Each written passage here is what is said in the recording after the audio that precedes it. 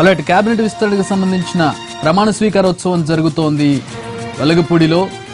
దీనికి అతిరథ మహారథులందరూ కూడా హాజరయ్యారు. టీడీపీ ముఖ్య నేతలు హాజరయ్యారు. వీరితో పాటు నందమూరి ఫ్యామిలీ కూడా హాజరైంది. అయితే మా ప్రతినిధి అక్కడ ఉన్నారు. అక్కడికే జనరల్ సెక్రటరీగా ఆయన పనిచేశారు. కార్యకర్తల సంక్షేమ నిధి కార్యక్రమాలన్నీ కోఆర్డినేట్ చేశారు. ఇప్పుడు నేరుగా ప్రభుత్వంలోకి వస్తున్నారు. ఎన్టీఆర్ కుటుంబంలో 3వ తరం ఇప్పుడు ప్రభుత్వంలో బాధ్యతలు చేపట్టబోతా ఉంది. ఈ మొత్తం చూస్తుంటే ఎలా ఉంది మీకు? బాగుందండి. It's always good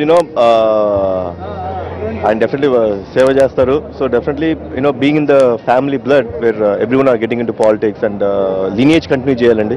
And if they have that thing towards the society, they have to do it. So ఏం చెప్తారు లోకేష్? అదే చెప్పండి. I wish him all the best and మావయ్య గారి లాగా 24/7 డెఫినెట్గా కష్టపడతాడని నమ్ముతున్నాను. ఇది కళ్యాణ్ రామ్ అభిప్రాయం. 24 గంటలు ఏదైతే చంద్రబాబు కష్టపడతారో అదే రీతిగా ఆయన కష్టపడి తనకి ఇచ్చినటువంటి పదవికి అవన్నీ తెస్తారని చెప్తున్నారు. అనుభవంతో ఆయన నేర్చుకోవడం ద్వారా ఆయన సమర్థవంతమైన నేతగా ఎదుగుతారని కళ్యాణ్ రామ్ చెప్తా ఉన్నారు. NTV team, assembly point.